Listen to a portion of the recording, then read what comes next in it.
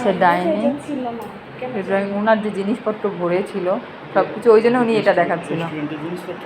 পুরো জায়গা তো কাভার, গন্ধ।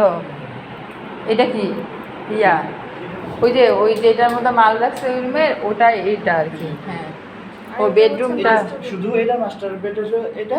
হ্যাঁ, আর ওটা মাস্টার বেড হলো ওই সাইডে। আর ওখানে বাথরুম টাথরুম সব এরকমই ক্লিন, এরকমই ক্লিন। হ্যাঁ,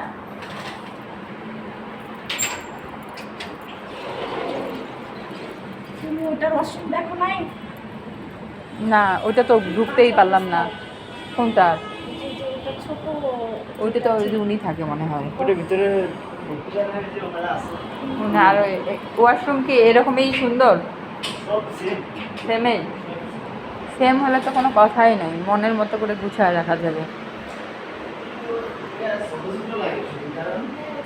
কিচেন তো আপনার সার তো থাকে না মনে হয়, সারের রুমেই তো দিলেই হয়। কিচেন রুম এরকম। এখানে কিচেনটা বড় লাগতেছে।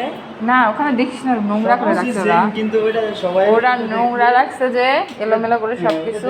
সবাই ভাবে যে এটা এইটা একটা এই যে একদমই সেম, আমি বুঝতেছি তো। মানে দুইটা ইউনিট করে তো ওখানেও কি ইয়া দেওয়া আছে, নেট দেওয়া আছে নাকি? না না না ওটা নেট না, নেট করে নিচ্ছে। এক্সট্রা ভালো লাগে। বুঝতে পারছি। এটা এই ওয়াশরুমটা ওইখানে ছিল কিচেনের সামনে, বুঝছিস? হ্যাঁ, বুঝতে পেরেছি। 3টা ওয়াশরুম, 3টা বেডরুম, ড্রয়িং, ডাইনিং, এটা হচ্ছে বাইরের ওয়াশরুমটা। এবং প্লেসটা খুব সুন্দর, ভালো হবে। ওই সাইডে না? হ্যাঁ, প্লেসটা ভালো হবে।